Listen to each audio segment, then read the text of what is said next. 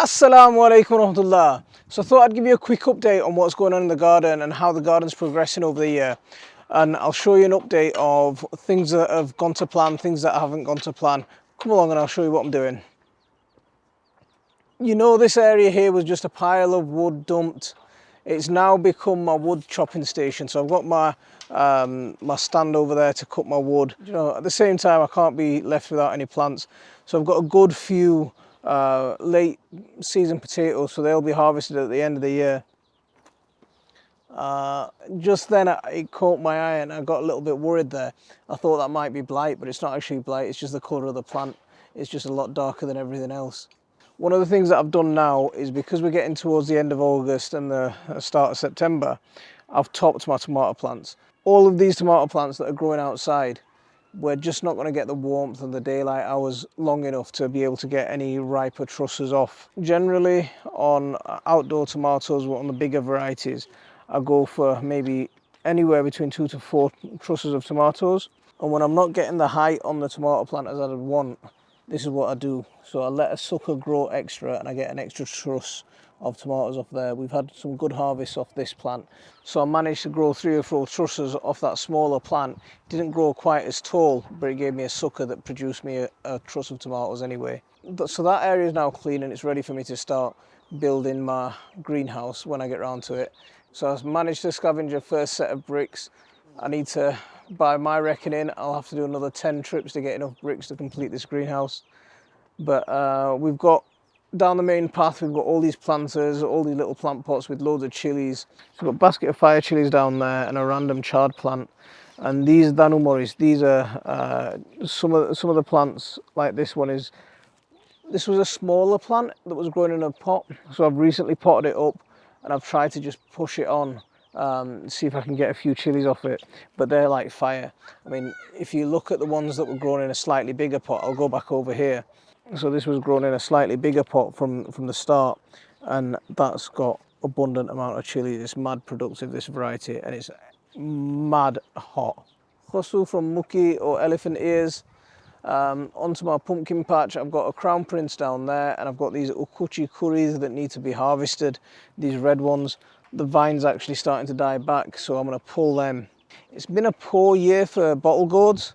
For me, it's been a really poor year for bottle gourds. It's one of the worst I've ever had, but it's been a fantastic year for tomatoes. Absolutely amazing year. Look at that, beautiful tomatoes. Every day we're picking probably a bowl full of tomatoes.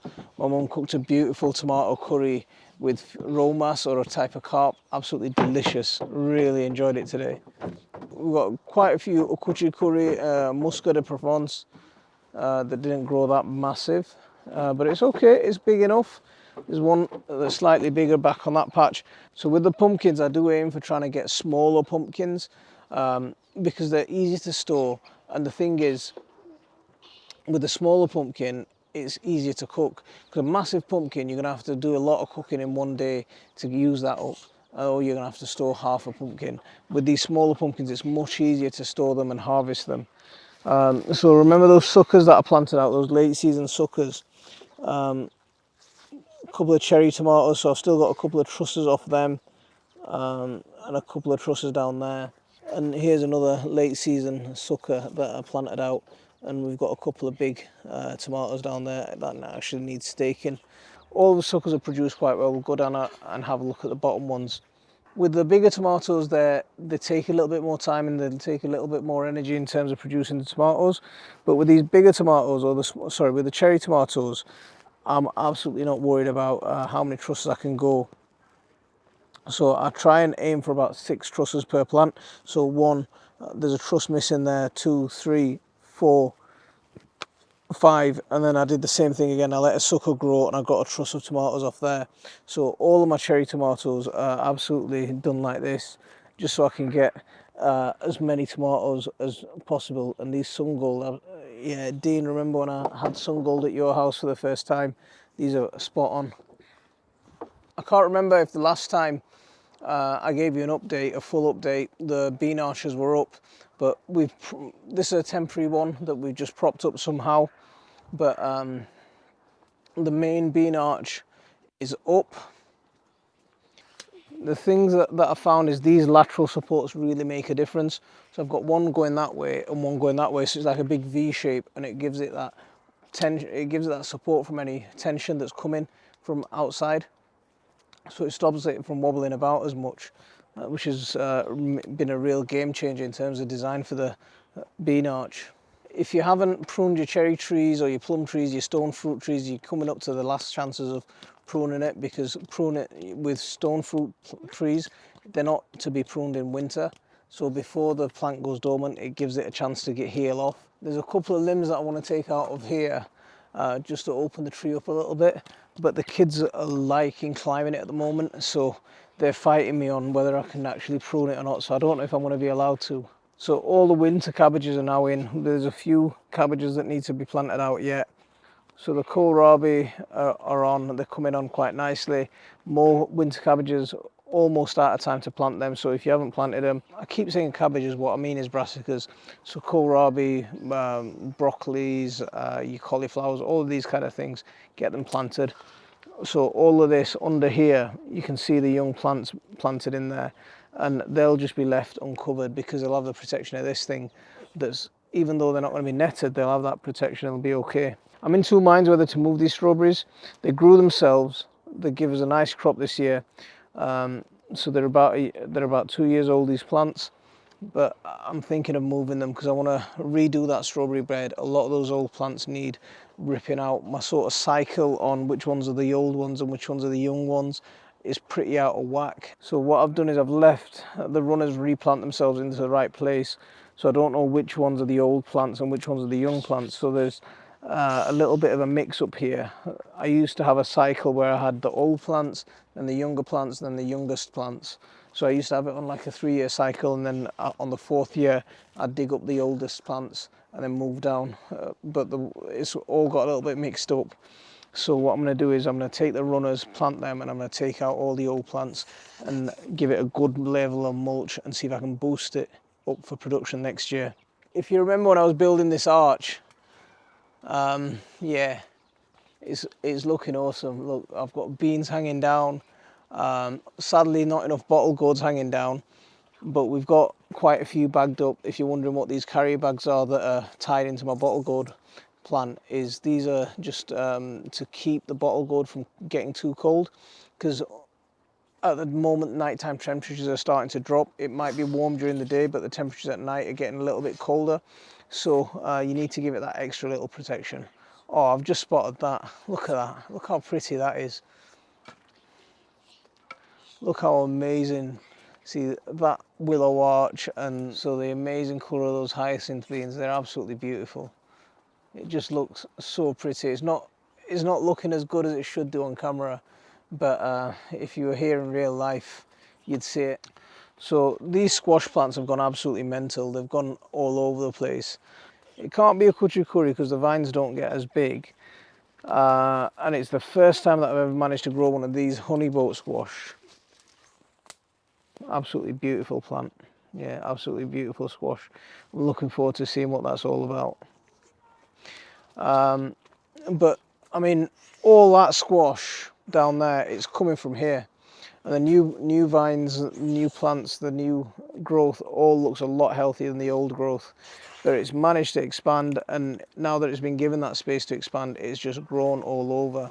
And the suckers, the tomato suckers that are planted out, it's just engulfed those.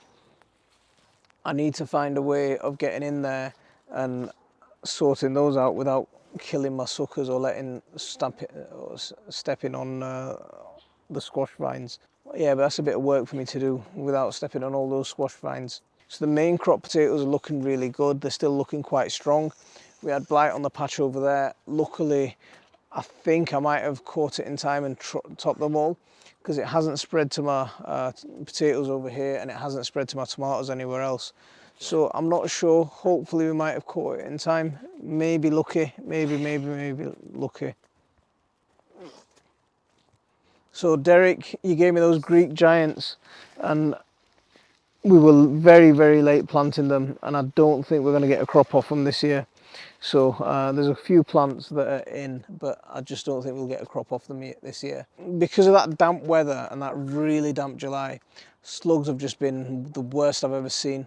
And this arch was decimated a couple of times by slugs, and normally this is all green. It's absolutely beautiful, but I don't know, it might be coming down next year.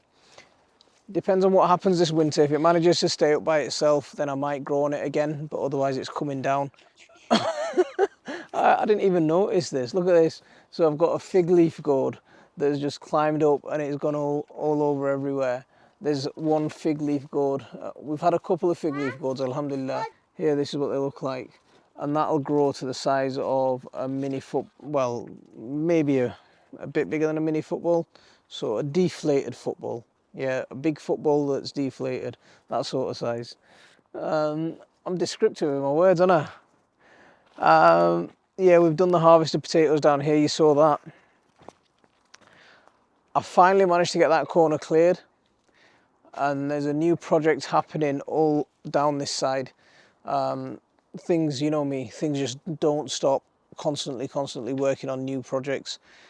But there's loads of stuff happening down here, and I'll put a video on my Patreon on the progress that I'm going to be doing on the work down here, because all this needs rebuilding. These compost bays need rebuilding, and there's something happening there that you won't see until I get it done, because I don't want to embarrass myself if I'm not able to pull it off. So we've come full circle. Oh yeah, courgettes. I mean, courgettes, we're still going very strong on courgettes. MashaAllah, they're absolutely, yeah, we're getting loads of courgettes. Probably the best courgette year that I've had.